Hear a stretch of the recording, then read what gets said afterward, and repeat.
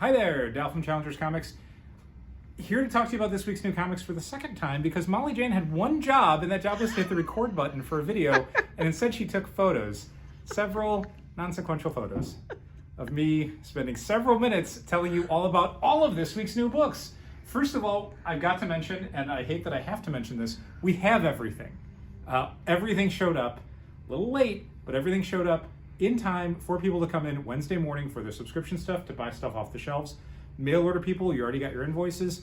We are sort of back on track. Hopefully next week we'll get stuff a little earlier. We'll have less tension about whether or not we're gonna have our books Wednesday morning when we open. But this week, Wednesday, 11th of September, 11 a.m., you can come in and get the new books.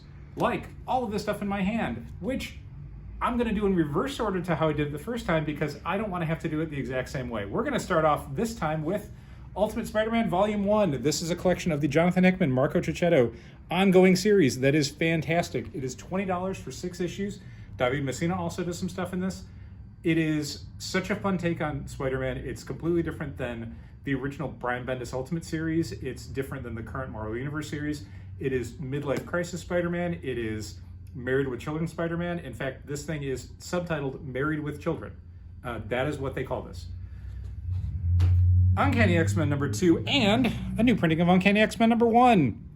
This is the Gail Simone, David Marquez X-Men series. This is Wolverine and Rogue and Gambit and Nightcrawler and Jubilee, and they are facing off against / maybe teaming up with a group of new mutant characters called the Outliers. This is probably the most popular X-Men book currently going at Challengers. If you missed out, again, we got issue 1 back in stock. Wolverine number 1. This is probably the big launch for the week. This is From the Ashes Wolverine, which means unlike the Wolverine Revenge miniseries by Jonathan Hickman and Greg Capullo, this is set in the Marvel Universe. This is set post-Krakoa. This is set alongside X-Men and Uncanny X-Men and Exceptional X-Men and all the other books. This is what Wolverine's up to. Why is he extra grumpy even for a Wolverine? This is by Saladin Ahmed, who's the Daredevil writer. This is art by Martin Coccolo, who started off Immortal Thor a year ago. This is a very fun, classic-y Wolverine story. He's in the wilderness, there are wolves, he's naked for a whole bunch of it, and then he stabs a whole bunch of people. Pretty much all you'd want when you want a Wolverine story that hits all the Wolverine beats. TMNT number 2, second issue in the new Jason Aaron ongoing series, this one with art by Raphael Albuquerque and featuring everyone's second to third favorite turtle, Michelangelo. If you feel like I've maligned Michelangelo, please come in and tell me, and then also buy this book. Something is Killing the Children, number 1 archive edition. This is a facsimile of the very, very expensive first issue of the James Tynion hit series. If you don't want to spend what's probably hundreds of dollars right now on eBay to get a copy of the first print of Something is Killing the Children, good news, you can get this one for $4 here at Challengers while supplies last. This is a very cool cover, and Molly's going to try and tilt the camera a whole bunch to get the lenticular effect going. This is Nightwing Uncovered number 1. This is a collection of cover art from the Nightwing comic book series. But this particular cover is a lenticular one where DC took a Bruno Redondo variant cover that was kind of like a time-lapse thing of Dick Grayson flipping around like a flippy guy and turned it into kind of an animated cover. This is so cool. The interior stuff is also great, but this cover alone is very, very cool.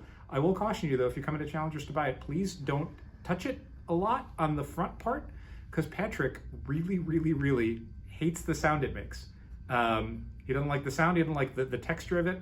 So I guess it's maybe more the texture than the sound. So if you are getting it rung up, maybe just kind of hold it by the edges and flip it over and let him scan it.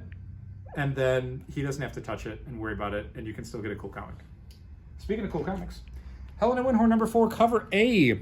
If you got any of our notifications last week, you heard that this thing was misprinted on its initial run. This is the corrected printing. This is ready to go. We've got it on the shelves. We got it pulled for subscribers. Next issue in the series, and the good version of it. Avengers Assemble number 1. For the Avengers fans out there, you might have read the recent Bloodhound issues where Captain America teams up with a completely random but very fun group of superheroes. This is that as a 5-issue series.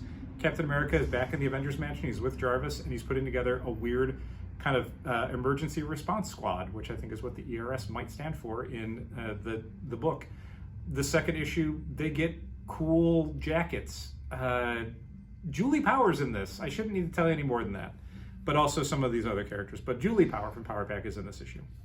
And finally, Time Waits, #1. Not Tom Waits, #1, which is what my brain always goes to. This is Time Waits. This is Chip Zdarsky, David Brothers, Marcus Tobe, a bunch of other people. Distillery, you can tell from the format and also that logo down there. It is a very cool time travel sci-fi thriller. Definitely worth checking out, like almost everything Distillery does. That's everything for this week. I really hope Molly recorded this as a video this time, because I got to tell you, if I got to do this again, I'm not doing this again. So either you, no, it's fine.